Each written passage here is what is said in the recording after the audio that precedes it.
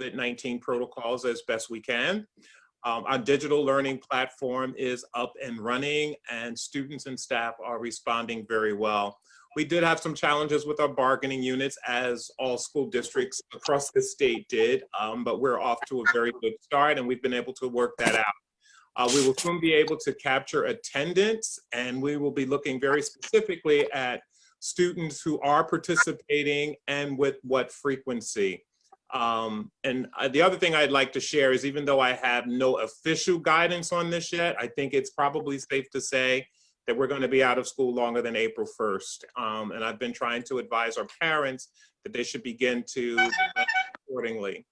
As we think about how we are better able to accommodate our students in a digital learning platform, we were able to deploy 240 laptops to date. And that was done between March 13th and March 16th. And this was given to our students and families on a first come, first served basis. We are now preparing for phase 2 of that distribution, and based on requests that either came directly to our parent liaisons or through various school leaders, we now have identified approximately another 300 new requests. So we're looking to prioritize that and distribute them accordingly. Right now, we have about 80 devices that will be prepared for distribution. And our intent is to give them to high school students first, because our high school students will be required to complete their seat hours, particularly those who may be just shy of certain credits. We want to make sure that this remote or digital learning does not compromise them in any way. And it's also our understanding that college boards will be given the AP tests by way of an online platform. So we want to make sure that all of our seniors have them. So we will be setting up appointments next week, Tuesday the 31st and April 1st, to give out the next batch of computers. And then our next stage will be our technicians working on repairing older devices so that we can meet our needs. So we have several devices that are currently in disrepair, and we've identified a process where we will be able to repair those devices and refurbish them and be able to give them out in a few weeks. So if this goes on any length of time, we'll be able to hopefully accommodate this request. But I have to pause for a moment and give some kudos to Joe McGrath and his team. They have been really working extremely hard, as have many of our staff, all of our staff, but there's some folks who I just need to take this moment with the board in particular to just lift them up to you. And that's Joe McGrath. Dr. Gorman has really been spearheading the C&I team with getting this digital platform up. And Gail White Wallace, who worked with me and essentially overnight created a childcare program for our first responders and healthcare workers. So it's times like this that we find out what people are really about, and putting kids first has really been the order of the day. And I could not be happier with the progress we've made as a district in this regard. So thank you all. Thank the board for your support. It's been a very challenging time, but I appreciate all of your support and your calls and text messages and emails of encouragement. It's meant a lot. And I think our community has embraced it as well. And that is my report for tonight. Thank you, Dr. Hamilton. And I on have behalf a of the board, question. go ahead, Trustee White. Dr. Hamilton, what age is the child care program? It is for pre-K through age 12. Pre-K 4? Pre-K 4, yes, through age 12. Right now, we have about 25 youngsters in the program, actively enrolled in the program.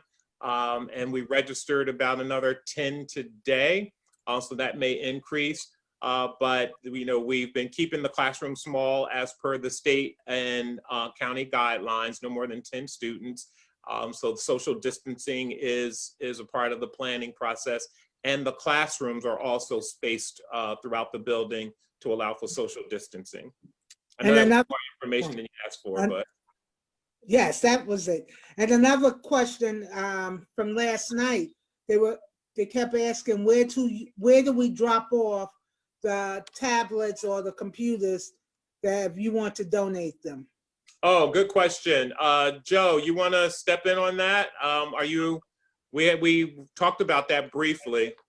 We did. So one of the things that came up was that our ability to deliver older machines that we have an image for is much faster. When we start going through unique individual builds of individual computers, it's really going to slow us down.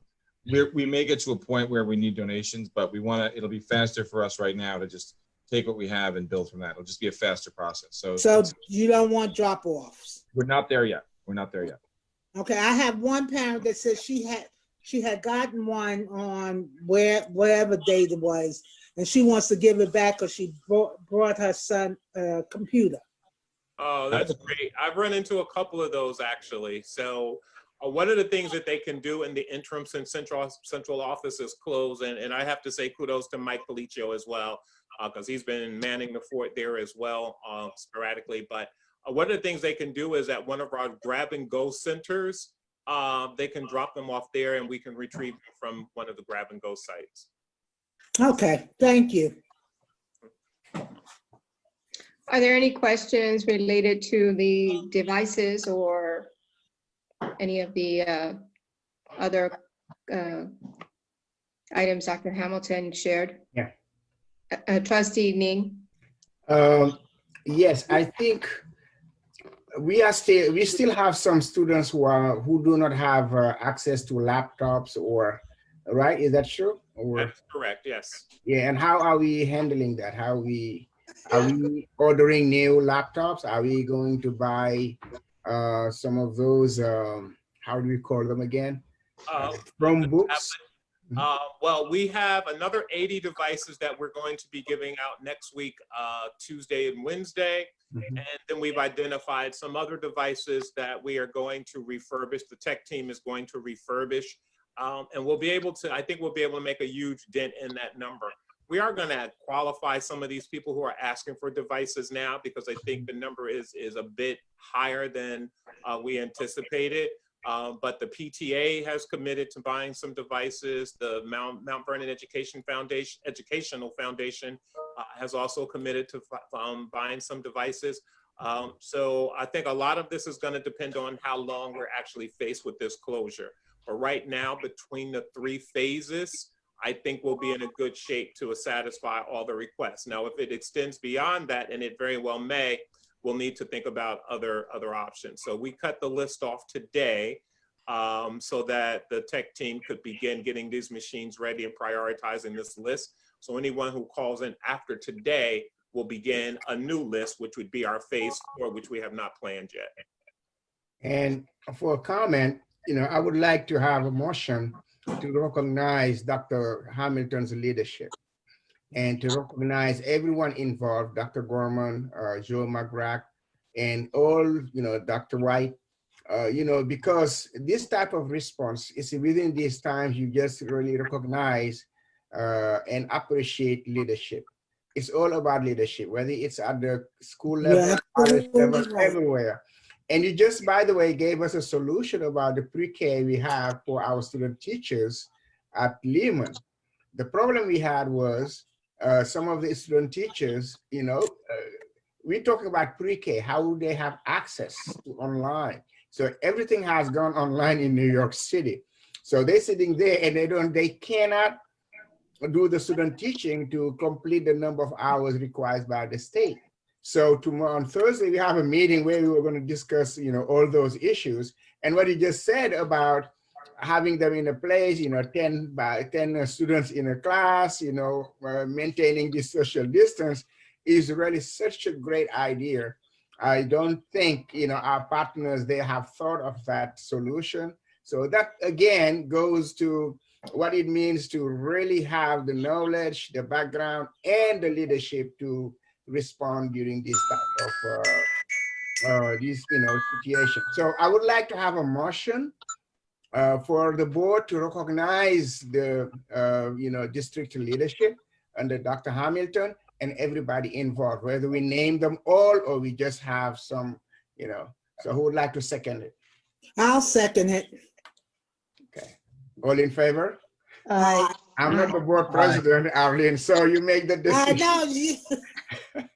I completely agree with you, Dr. Ning, Sure. Trustee Ning. So thank you for that suggestion.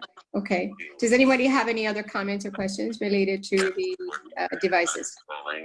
Trustee McOwen? Not related to the devices, but I did have a question about something else for Dr. Hamilton, which is, I know we're making an extraordinary effort to do curriculum remotely, and I'm wondering if you could speak to some of the extracurricular things. Now, obviously, a lot of those are completely on pause right now, like we can't play soccer games right now, so that's not happening, I get that. But there are other types of extracurricular activities and clubs, you know, social gatherings that could take place remotely and digitally. And I'm wondering if the district is able to facilitate those so that clubs can still kind of meet digitally. Is that happening? Are there tutoring is at the power hour? Are all these things still happening in some form or another? And if not, which ones are not happening, and what resources do you need to try and make that happen? So we have not addressed any of that right now, honestly. In week one, we've been working on just getting our curriculum up in place and making sure that there's continuity of instruction. I did have a conversation this afternoon about some ways we could engage our students in some virtual physical fitness. So we'll be able to talk about that more with C&I the top of next week.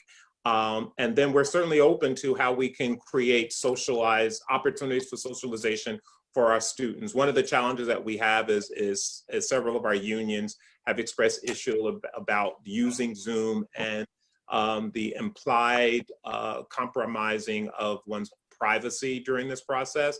So we have to talk about how to be able to expedite that and effectively manage and supervise children in that environment.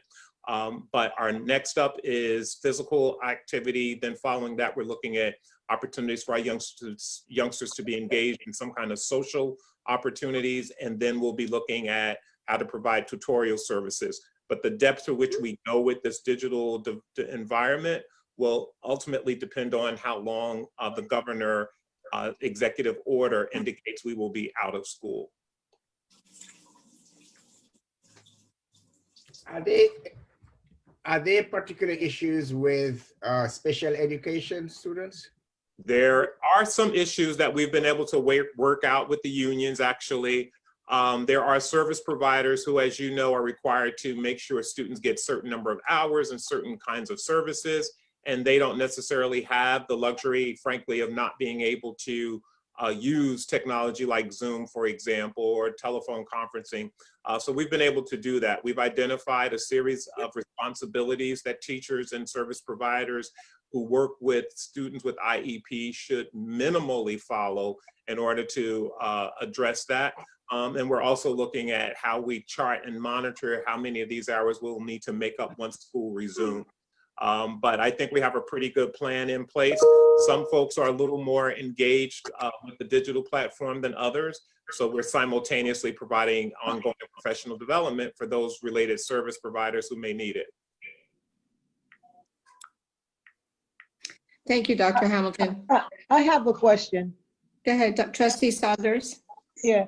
Are we tracking the amount of students that are online and how many hours they're online? Are we tracking that? We are working on that now. We do have the capacity to do that. And we'll have some data later this week about how often students are on, with what kind of frequency, how many students.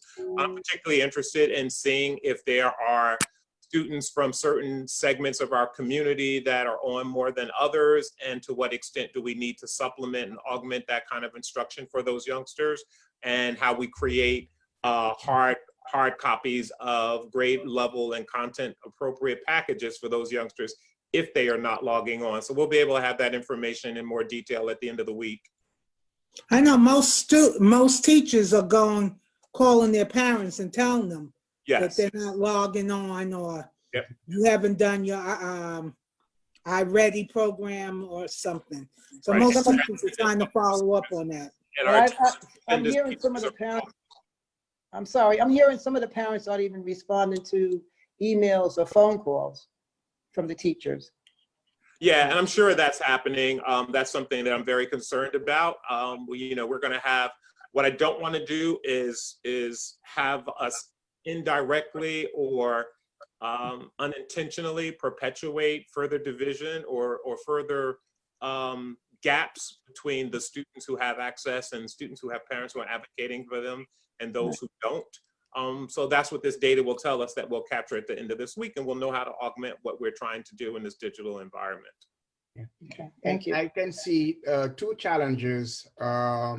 One is assessment testing, and the other is quality of instruction, of teaching and learning.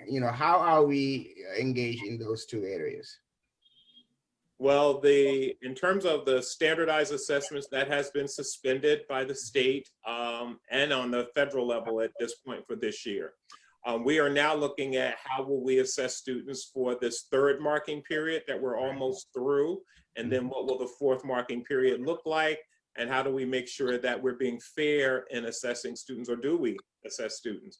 So while we have the iReady that provides us a great piece of data in terms of how students are progressing, in order for that to be reliable, we need to make sure that as many students as possible actually are logging on and doing, which is why these devices are so important. So removing the barriers, I think, is our first order of business, and then really deploying support staff, our secretaries, our attendance teachers, our guidance counselors, to reach out to those students and those parents who may not be as engaged as we need them to be, in order for us to get the data to help us determine what kinds of assessments do we need to put in place, even if we resort to some kind of paper assessment and augment our digital environment in order to make sure that teaching and learning is happening.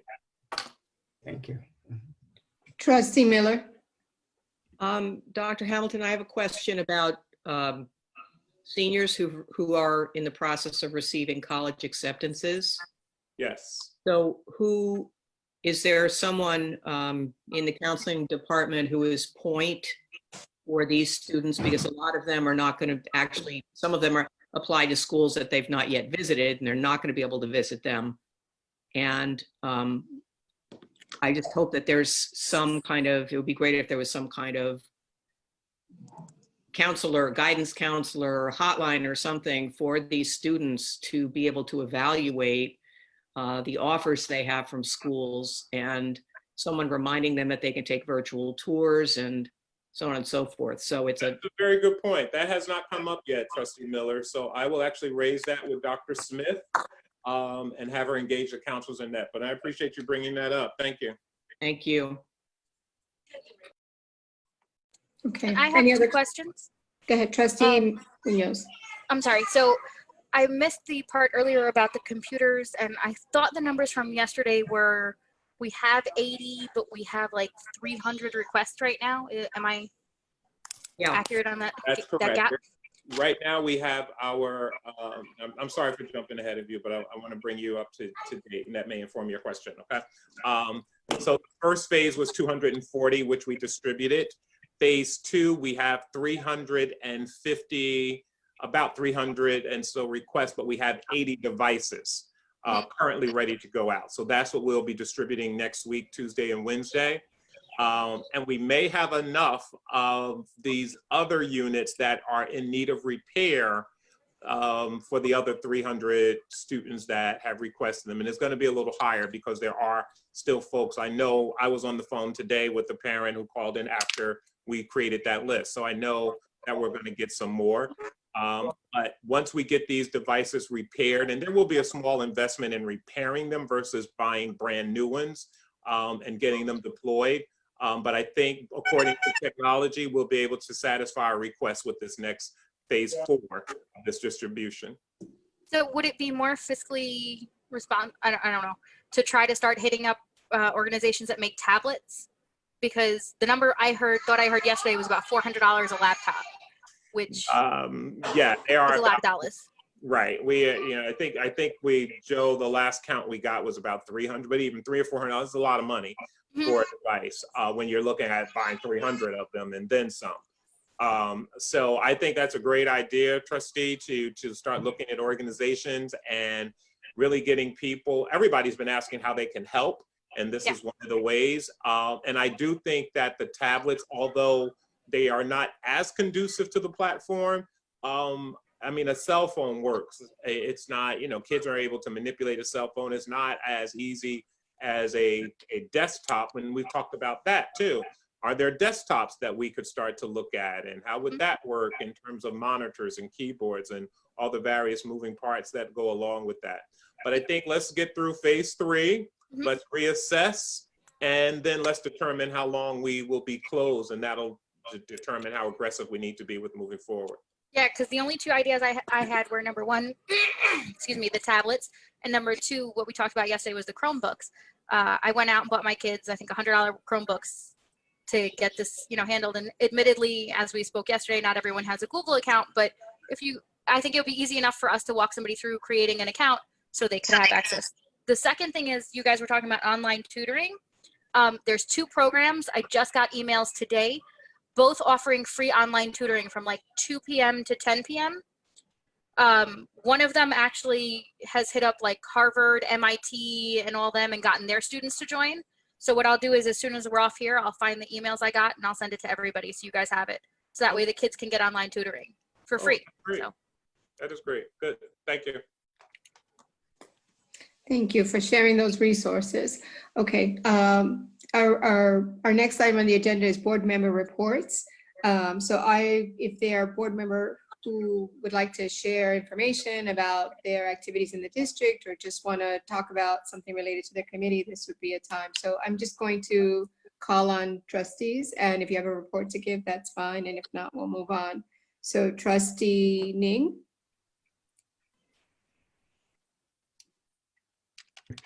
So it was mute, no report. That's fine. Okay, thank you. Trustee White?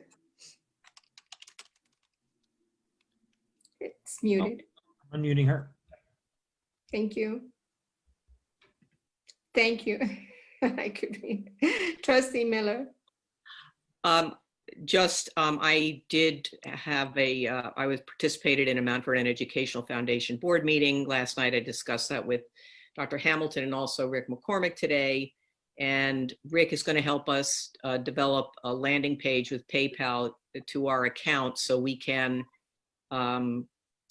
go out to 3 or 4 of our social networks in the community, and as well, to your point, Trustee Patterson, to some manufacturers, and raise tax deductible donations for the foundation, which will be dedicated to the devices that the district needs.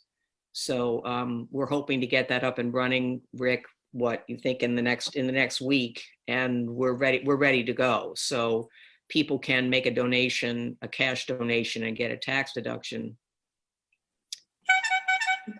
Thank you. Can I say something, Sure. Madam Head? I just wanted to say to congratulate Mike Policio and his team.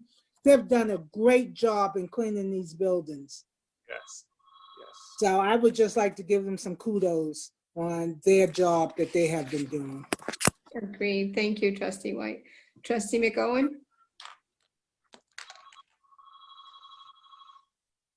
Trustee McOwen? He's muted. No.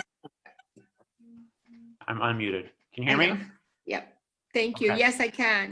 Please Thank you. proceed. Before I have my report, I actually had one more question for Dr. Hamilton, if that's okay. Okay. And, Yep, that's Dr. fine. Go right ahead. Hamilton, do we have any feedback on how the meal pickups are going, and how many are being used or not used, and are all the locations being accessed similarly, or are some more than others? We saw the Trap Hagen, the participation was relatively low. We were only giving out 30. We were preparing for like 250. We were only giving out 30, 40, 50. That's why we added another site. So we now have Grimes as a site. So it's Grimes, Grams, Hamilton, Trap Hagen, and Benjamin Turner. Thank you.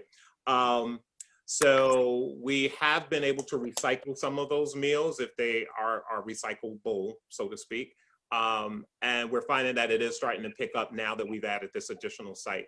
So I'll get more numbers tomorrow, and we'll monitor and adjust what we're doing accordingly. But the first day it was raining, so that was compromised, and there were folks who went, because I rode around to all of the sites, and there were folks who were in one part of the building and distribution was in another part of the building. So we had to clarify where the lunches were actually, breakfast and lunch was actually being distributed. So we've clarified that, and we did see the numbers start to go up. But it's sporadic, you know, some days it's high, some days it's low.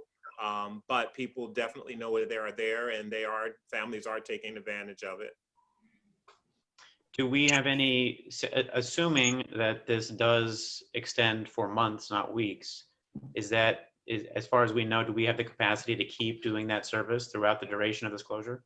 We do. Not only do we have the capacity, we have the obligation to continue to do it. So yes, we will continue to do it. I know we have the obligation, just make sure we have the capacity too. The problem that we're running into, though, honestly, is, you know, staff is more and more people are coming in contact with people who are infected or indirectly learning about possible exposure.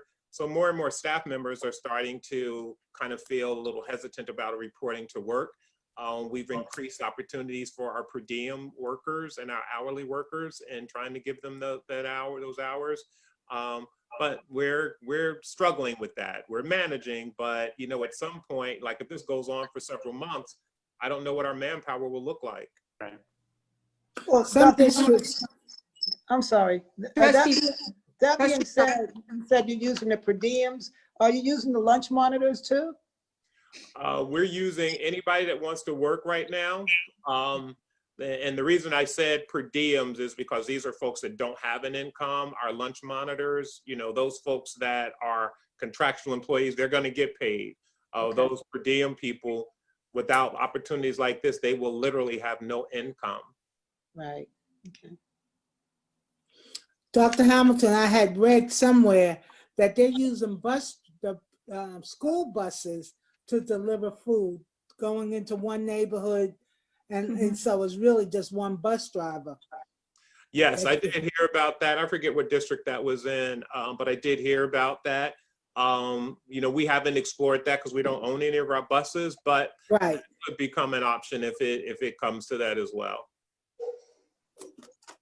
Another question I had is, obviously the state has waived the 180-day requirement, and the guidance from the state changes all the time, which I'll talk about in a minute. But are any of our grants in jeopardy? Are they tied to schools being open? Are we have a funding issue with that respect? Or is No, it just... we're in good shape. And part of why I've been pushing this digital learning so aggressively is because this will count as instructional time. Right. So even though we have a waiver on the Right. 180 days right now, we can honestly say and document with all confidence that we have continued our instructional program. So in theory, we have still been in session. So there is nothing from a fiscal perspective that's in jeopardy because of this interruption right now. Great. That's great. So yeah, that leads me into what I wanted to talk about. Just I want to talk about two main things. The first is to just try and express to the public how, I mean, obviously this is unprecedented in every sense of our lives and industry, but it's also unprecedented in that none of the state or federal laws really contemplated this. Right. So we are getting, you know, different, sometimes conflicting opinions from lawyers and government officials on a daily basis, not weekly, daily basis, about what this means. You know, is e-learning, this kind of e-learning, is it count as teaching? Does it count as teaching for New York State purposes or for union purposes or other purposes? And the same thing with what does attendance look like? And how do you monitor attendance, and what's the right way to say if a student is or is not attending? Is it different for a first grader and a 12th grader when you do it this way? There's so many questions right now. And I just have to applaud our district, Dr. Hamilton and Dr. Gorman and everyone else involved for being so proactive about this. And in every sense of responding to this crisis, we have been ahead of the game, sometimes significantly. I think that the actions that Dr. Hamilton with the board support took on Friday, seems like an eternity ago, but I think it was 10 days ago on that Friday. Yeah. We were 2 days ahead of New York and a week ahead of a lot of other districts and states, and everyone has followed suit. And the preparedness goes back even farther than that. The fact that we had appropriate cleaning equipment, which was acquired, a year or two ago, which other districts don't have. I think it's safe to say that our district was way more, and the fact that McGrath and Dr. Vorman and others have been kind of behind the scenes for a long time, exploring ways to push e-learning and to make digital learning a reality, which is something we were already looking at expanding probably at the middle school and high school levels in the following year or two. And now we've been forced to do it for everybody on no notice. But the fact that legwork had already been done kind of behind the scenes put us so far ahead, and we've implemented this far, far better than most other school districts and about as good as it can be. So from an instructional perspective and from a compliance with whatever New York State decides to call this eventually, however legally it comes down, we really are in great hands and are in great shape. But again, as Dr. Hamilton mentioned, that only works to the extent that parents participate, right? We're putting all the tools out there so that construction can continue.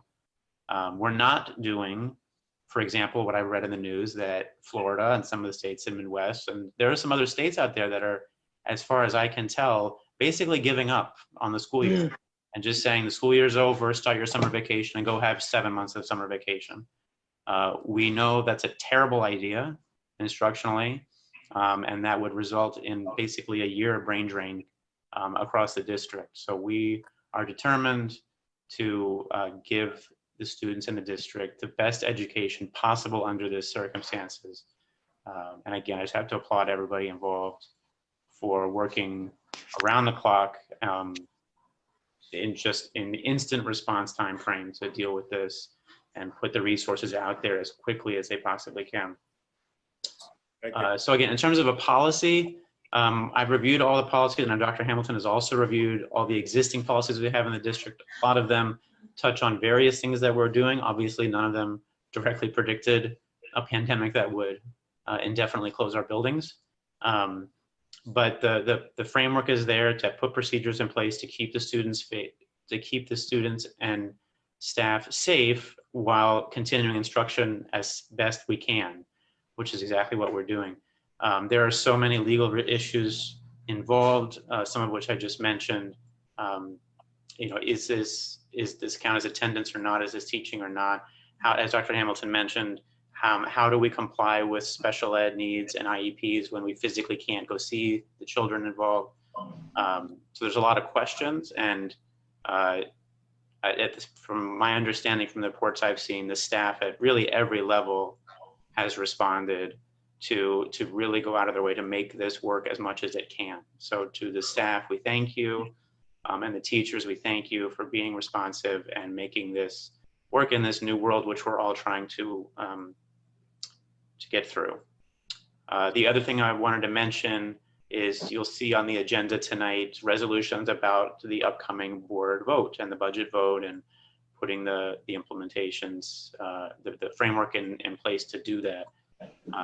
These are somewhat pro forma agenda items that were required by law to approve in a certain time frame based on the upcoming election. I predict, and I think it's safe to virtually guarantee, that this will change. With the resolutions we adopt tonight and the methods in which we conduct the election may very well change based on guidance from the state. We don't have any more guidance right now on what the election is supposed to look like, whether it will be only absentee or partly absentee or where the locations will be, we don't know. So for now, we're approving the resolutions that are similar to that we did last year and every year. But I just wanted to say publicly that we know this very likely will change. And we will have to amend these resolutions once we get closer to election date and we get more information from the state about how the election laws may be adjusted to deal with this crisis. Yeah, it's just to reiterate that, trustee, it's these every day, like you said, something new is coming out, and The superintendents are generally getting the executive orders before they are released, usually around midnight or so.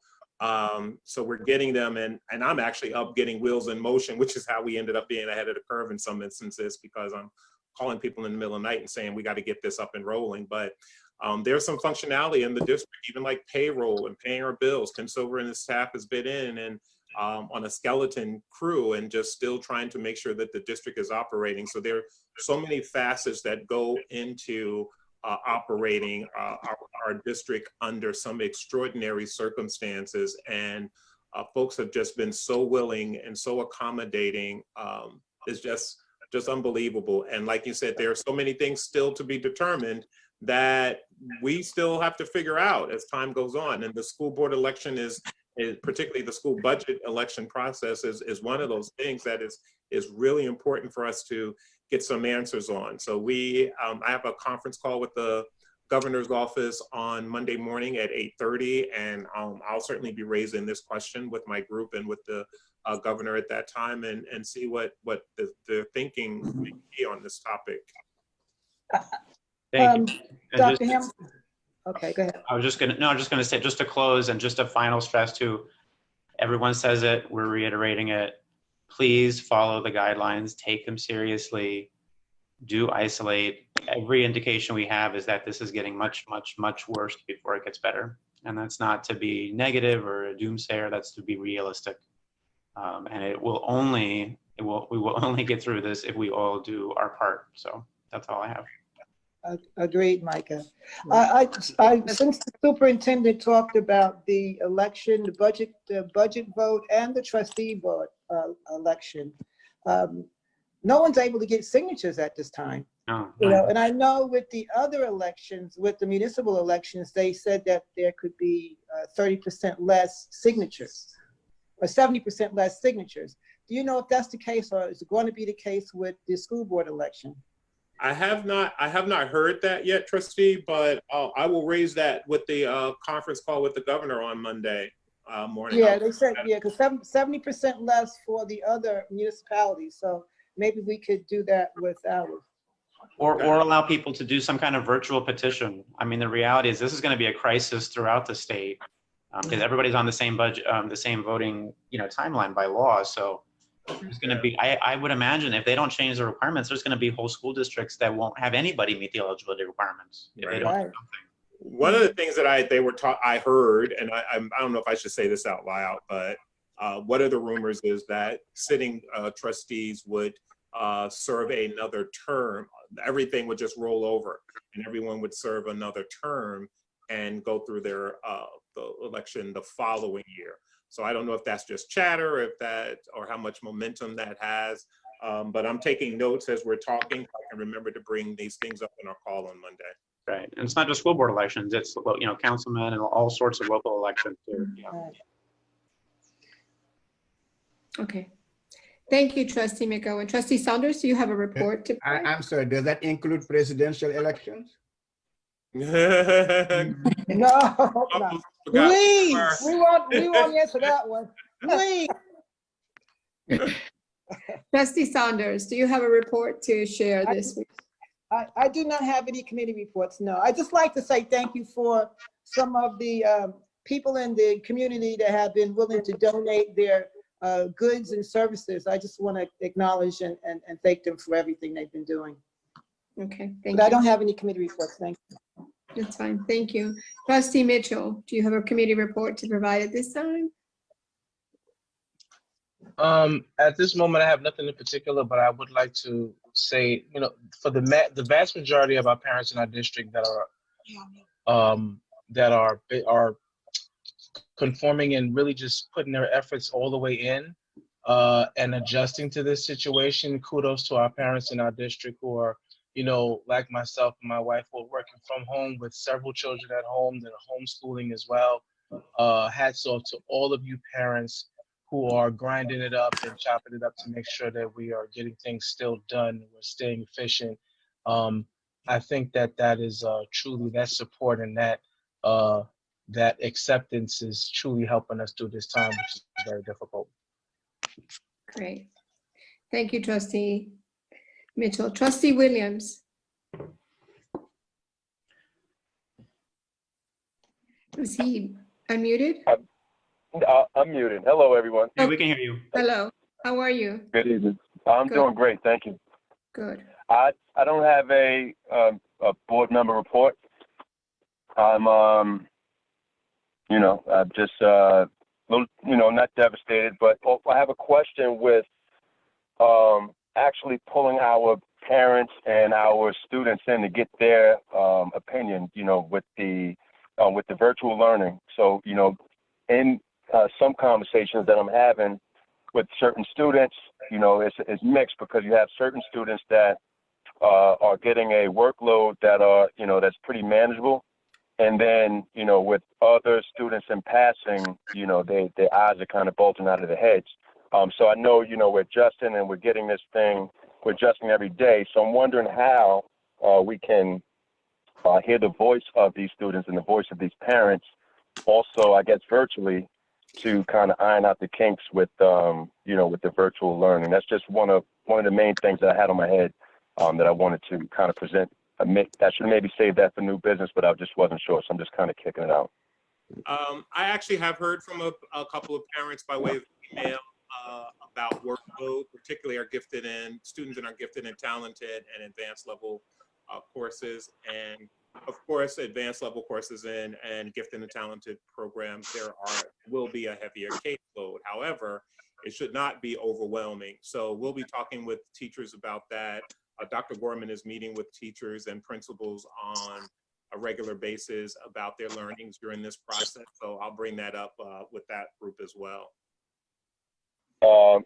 Because many of, I'm not sure the numbers, but many of the students actually rely on their peers as far as learning as well, obviously, with learning styles and how, so this is just so different. So as far as tutorials, and some of our students actually, they actually need some type of tutorial to kind of make it through. And I guess that should kind of be on our radar as well. Yes. Yeah, we talked so about that earlier. So Trustee Munoz-Patterson is going to be sending us some information that we can share that she came across that will help augment students who need voluntary tutorial services. okay, sounds good. That's all I have. Okay, thank you, Trustee Williams. Trustee Munoz-Patterson, you have a report to share this week?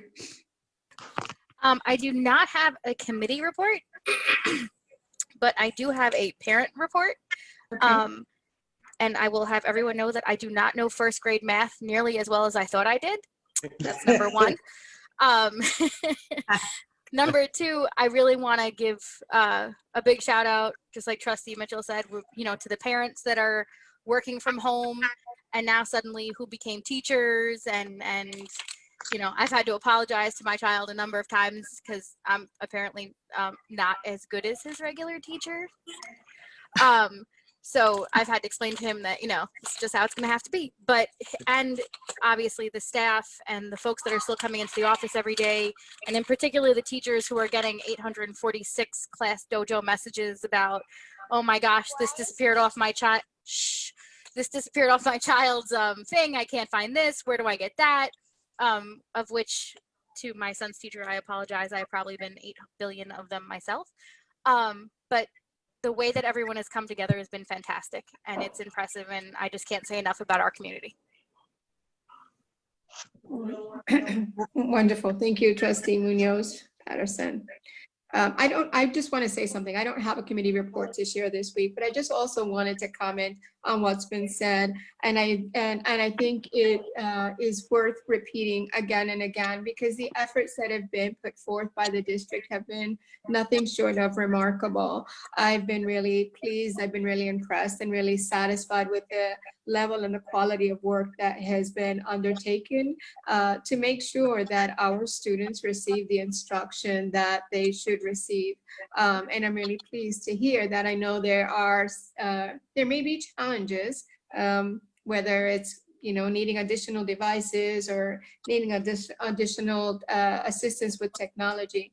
But I'm really, really pleased with what's happening in the district. And again, I also want to commend Dr. Hamilton and members of his cabinet specifically for the wonderful work that you're doing in this unprecedented time of crisis. So thank you, Dr. Hamilton. Thank you. I appreciate And that. kudos to our teachers. They have that, this is all new to them. So Yes. those teachers that are working there, no, I'm sorry. Those teachers that are working really hard to meet the needs of their classroom, I think they're marvelous. So kudos to all the teachers in this district. Yes. Absolutely. Dr. Hamilton? Yes, sir. Just another question. I wanted to kind of piggyback off of what Micah had brought up with the lunch program. So we, I'm not sure if the community is aware of our efforts to make sure that the leftover lunches are prioritized to our seniors. Or, Yes. or if we can get a report on how that's going, or if I'm sorry, I'm kind of late, so I'm not sure what I missed or what. So I just don't have that info. Yeah, we've been recycling them in most instances, and there are some families who have not been able to get out because they have so many kids that they just can't leave them to come get the meals, or too many. We have one family has like 10 kids, for example, another with like 7. So we've actually been doing door-to-door service for those families, and we have made some deliveries to the Dole Center and one of the other facilities in the community. But we're prepared to do that so that we're not wasting food. Can parents pick up without the student? Oh, absolutely. We haven't turned anybody away. Okay. All right. So liaisons to the family. Okay, great.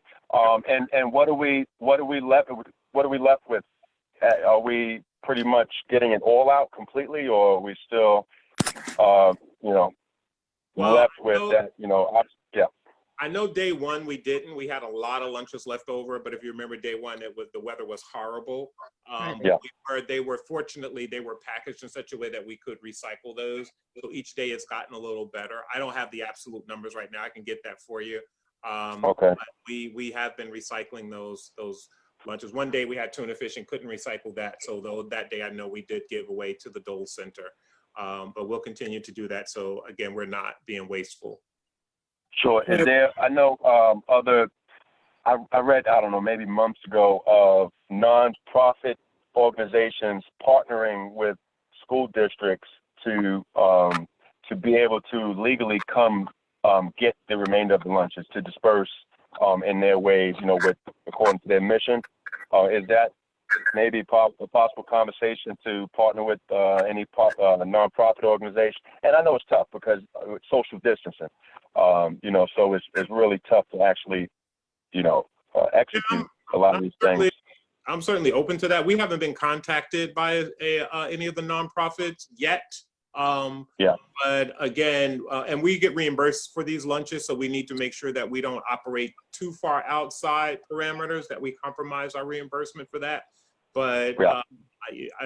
I'm very big on not wasting food. So to the extent that we can do that with nonprofits, I'm definitely open to doing that. Yeah. Absolutely.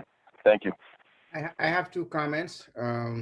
One is, I think the committees, should continue to meet, the same way the body is meeting right now with committee members.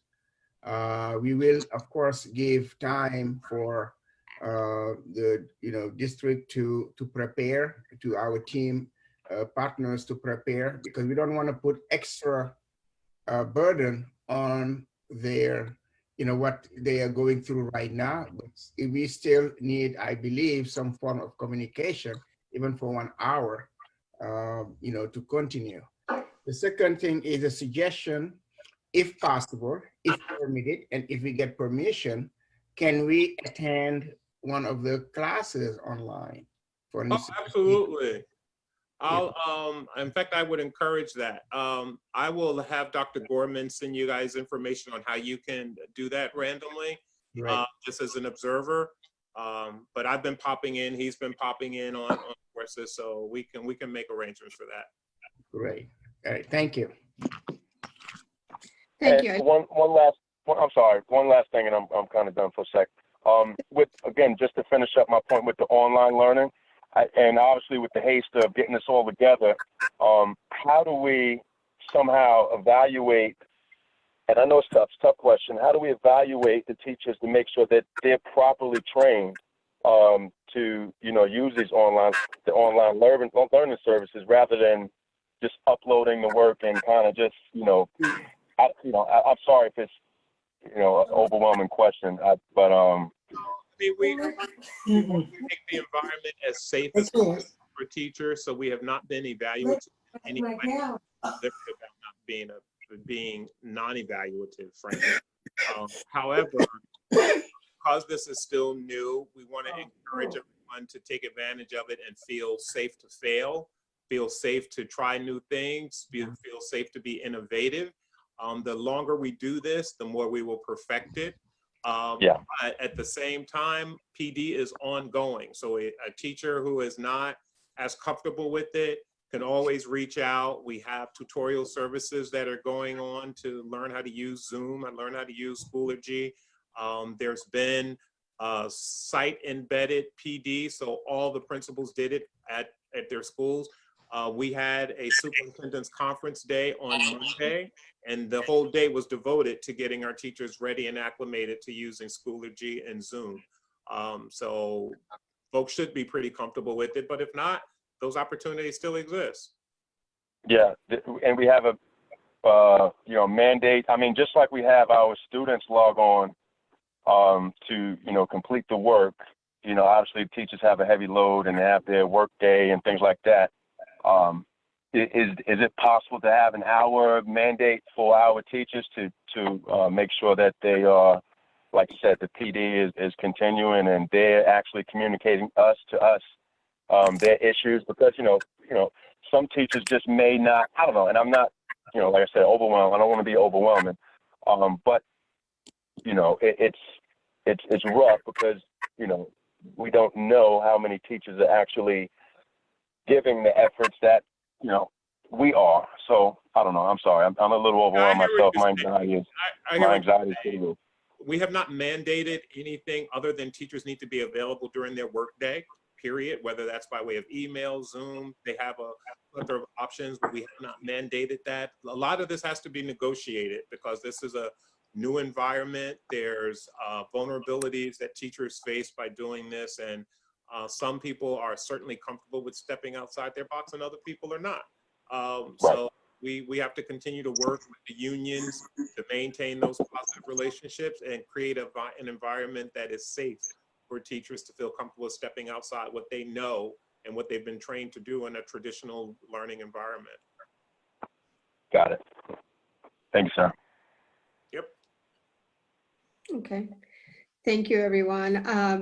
That concludes our committee reports and board member reports. So we will now go to the resolutions on the agenda. Our first item is item 5.1, approval of the Human Resources Memorandum number 11A and 11B dated March 24th, 2020. Can I have a motion to approve? Motion. Trustee White. Second. Second. Trustee Thank Will. you. Are there any questions, comments, or discussions related to this motion? To this resolution, rather. Sorry. Any questions, comments? None? Okay, hearing none. All in favor? Aye. Aye. Aye. Opposed? Abstained? Motion carries. Okay. Next item on the agenda is item 6.1, approval of the Business Office Memorandum number 20 dated March 24th, 2020. Can I have a motion to approve? Motion. Second? Second. Okay, questions, discussion? I had a question just Go about the food service funding for the summer. Mhm. Is that, I'm just wondering about the timing about approving that now, and given that we don't know what the situation is going to look like this summer yet. That's a good question. Dr. Hamilton, do you want to respond to that, please? I think we should proceed with what we know and understand to be our reality today. We can always adjust this stuff later on as life changes and as circumstances change. And while I think we all know we won't be back in school April 1st, I don't know that we can all say we won't be back at all this year. So I think we should proceed and operate as much as we can with those normal procedural things so that we are prepared. Okay. Any other questions? No, hearing none, all in favor? Aye. Opposed? Abstain? Okay, motion carries. Next item, item number 7, under school improvement, approval of school improvement personnel memorandum number 9 dated March 24th, 2020. Motion. Second. Second? Okay, any questions, comments, or discussion? Hearing none, all in favor? Aye. Aye. Opposed? Abstain? Motion carries. Next item, 7.2, approval of school improvement memorandum number 8 dated March 24th, 2020. Can I have a motion to approve? Motion. Second? Second. Any questions, comments, or discussion? Hearing none, all in favor? Aye. Aye. Opposed? Abstain? Motion carries. Next item, 8.1, approval of student services memorandum number 9 dated March 24th, 2020. Can I have a motion to approve? Motion. Motion. Second? Second. Okay, questions, comments, discussion?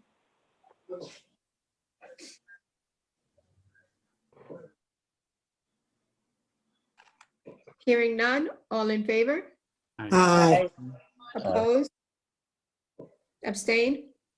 Okay, motion carries. Next item, 10.1, side letter agreement by and between the Mount Vernon City School District and the Mount Vernon Federation of Teachers concerning the extension of time for notice for participation in the Retirement Incentive Program. They have a motion to approve. Madam President, Yes. we skipped over 9.1 buildings and grounds. Oh, I'm sorry. I We apologize. did.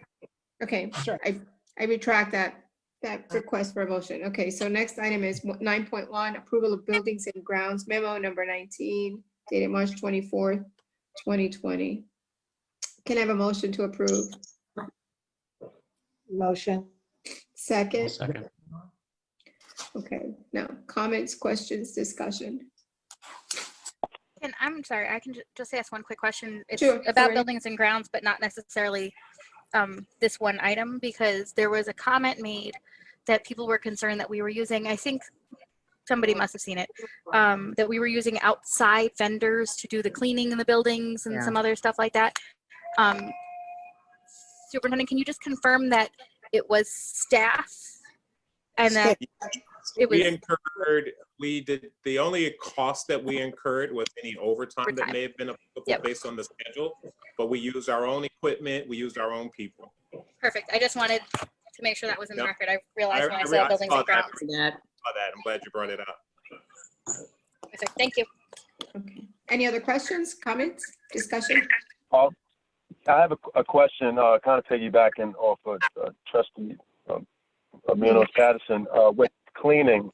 Have our schools are closed, with our cleaning equipment, and Trustee McOwen made a great point a few weeks ago about us possibly lending this equipment to other areas and municipalities that are in need. So particularly, like, I don't know, has our city government, our police department, our fire department, our DPW, have they reached out as far as possibly using equipment to sanitize these trucks and cars before, these first responders get out? We have not gotten any requests. I would be hesitant to do that only because this machinery is so incredibly fragile and expensive. And we have to finish doing our building. So we're still in the second round of doing our buildings right now. Okay. And once we finish that, then we can talk about what school opening looks like and what's left. Now, I would be open to having some of our crew, if the unions were okay with that, utilize the equipment to help. But loaning it out, I think, is something that we may want to be a little reluctant to consider, only because, and I know at the end of the day, it's all taxpayers' money, but the equipment is very expensive. Right. No, I agree. I totally agree. You know, having the proper trained and supervision there, you know, pretty much the, you know, just by any means, you know, collaborating on as high as level as possible.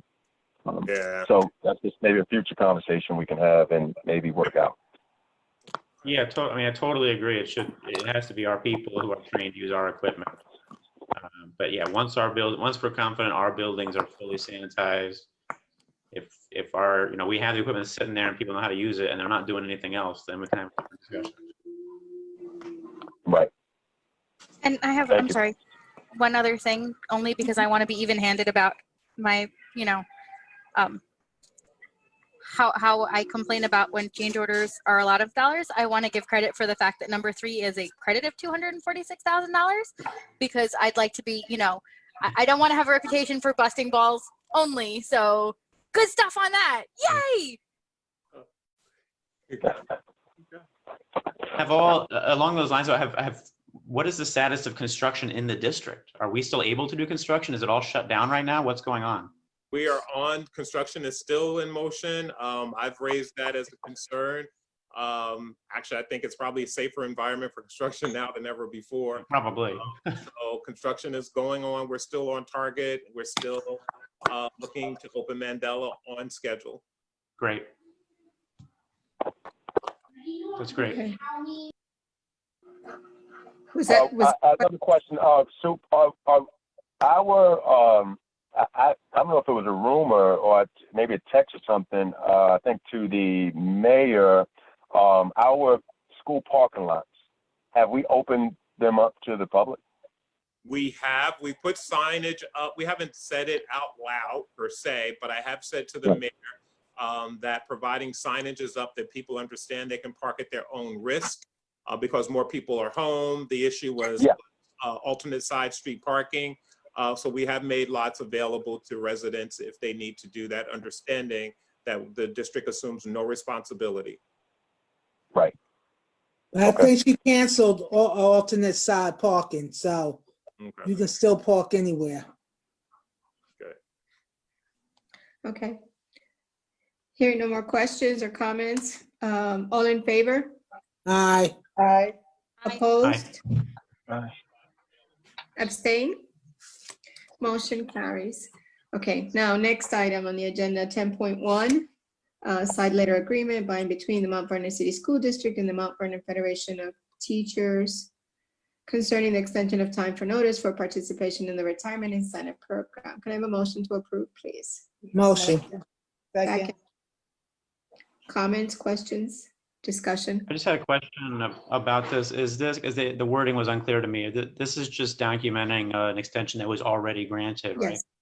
Yes, this is on the retirement incentive because of everything that's been going on, just giving people a little more time to put in their notice about their intent to retire either this year or next. Okay. Okay. Any other questions? No? All in favor? Aye. Aye. Opposed? Abstain?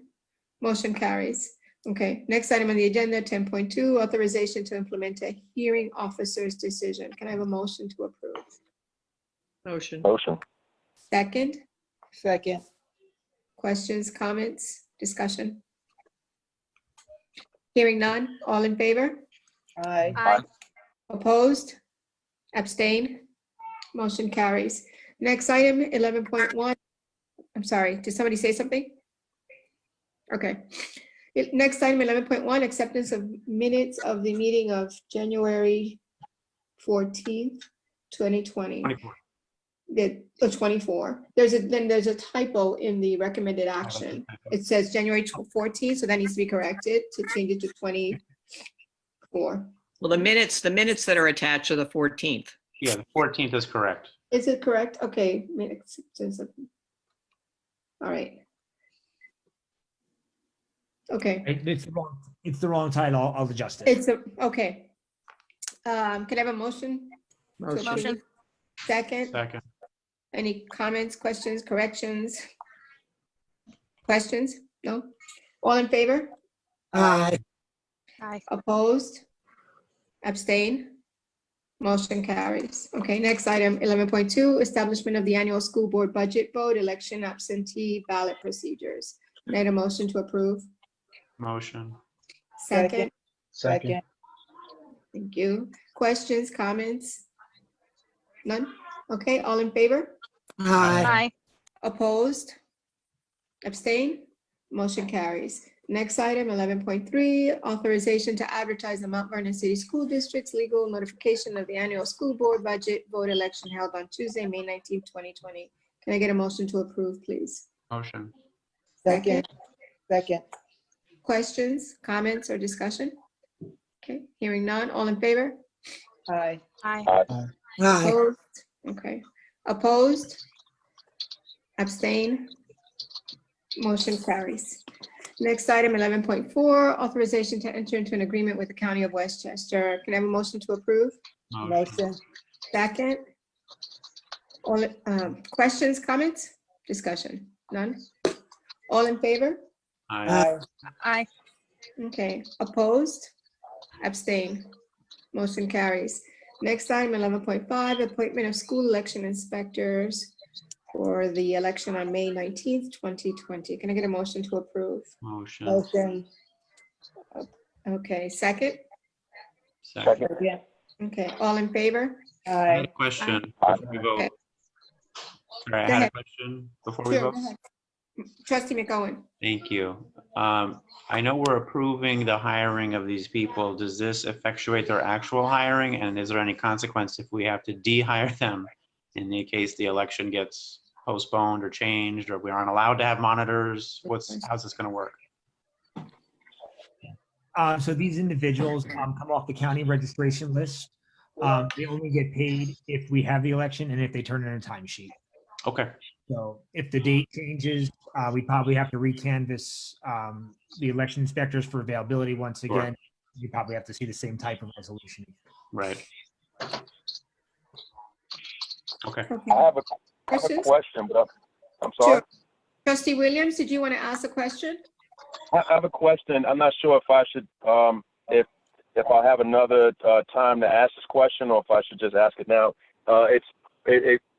When we talk about the election, what comes to mind is, when we go out, and obviously we're not sure how it's going to be, but usually every year we go out and the different board members, we put a lot of signage out for the approval of the board, is there a way, because obviously learning just doesn't stop, and there's so many people who are still actually, we get the information from the top down, from federal, the state, mayor, all the way down as far as do's and don'ts, and as far as this COVID-19, is there ways we can actually put out, not at the same time with the board election stuff, but is there a way that we can consider getting out lawn signs and just getting out certain important information as far as do's and don'ts, the same way we kind of get out and advertise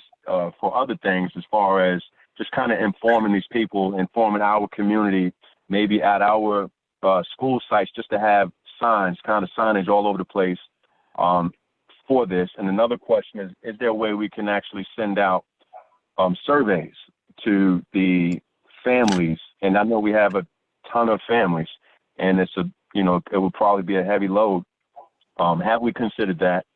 And is it possible to get the feedback without contact?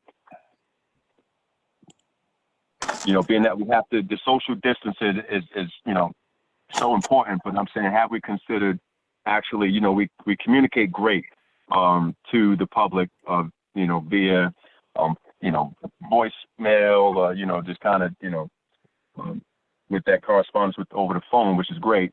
I'm wondering if it's possible, if we considered surveys where we're allowing our families to respond, and allowing our students and our teachers and everyone to respond by writing. And I know it's a heavy load, to actually go through, could be thousands, who knows? But I'm just wondering if that was ever a conversation. A if survey, it's possible. a survey in what regard? What are you in terms of the school election? No, not in terms of school election. And in terms of, you know, each family has different, you know, different dynamics going on as far as possibly the virtual learning, you know, maybe getting some feedback there, individual feedback, and I don't know. And so it's a two-part question. One was, can we, or have we, is it possible? I mean, because listen, if everyone's kind of packed to the gills with work, and I understand that, and we can't just, you know, unload all this work because we don't have the manpower, and we want to make sure that our instructors and our teachers, everyone is kind of job specific. But I'm saying, is there a way we can survey, I don't know, maybe by mail, or is it not possible because it's, you know, it's a heavy load. That's one part. And then the other part is, can we kick out information you know, by doing lawn signs on just constant information about the COVID, the obvious, about the social distance, the washing your hands and things like that, just to kind of, the visual, to actually just kind of help enforce the, you know, flattening this curve. If that's not too confusing of two-part question. As for lawn signs, I don't know who would see them if everybody stayed in the house like they're supposed to. That may not be a good expenditure, but we could create a digital survey where, you know, the Blackboard, the robocalls can conduct surveys, press 1 for this, press 2 for that, and capture that information. We do have that capacity. Like that. I'd be glad to talk to you more offline about what kind of information you'd be specifically interested in gathering. Okay. All right. Yep. Thank you. No problem. Okay, so we're going to vote on this last resolution now. All in favor? Aye. Aye. Okay, opposed? Abstain? Okay, motion carries. That concludes the list of resolutions on our agenda for today. The next item will be executive session. Mr. McCormick, do we need to go into executive session? Yes, we need a motion to enter into executive session this evening to talk about the employment history of a particular person or persons, to discuss pending litigation with a vendor and a special education matter, and to receive advice from our attorneys. Okay. Can I have a motion? Motion. Second? Second. Okay, all in favor? Aye. Aye. Madam President, will there be action after this when we come off of Zoom? Are we going back on Zoom? Is there action after exec today? I don't think so. Okay. No. So this will conclude our meeting. We'll adjourn from executive session. Gotcha. Okay. Okay. All right. How long? Oh, well, it doesn't matter. We're not coming back out, so we're okay. Okay, so this concludes our meeting. Thank you, everyone, for participating and attending, and I will Madam join you President? in that. You didn't take the vote. Executive session. Thank you. Madam President, you didn't take the Yes. vote. We did, I thought. Yeah. I heard For, a motion in a second. I didn't hear the. oh, okay. We did. We said all in favor. Oh, Okay. okay. I'm sorry. I must have. I apologize. Yes. Yeah, she did that. I Yes, apologize. that's okay. That's okay. Thank you, everyone. Thank you. Have a Thank good you. evening.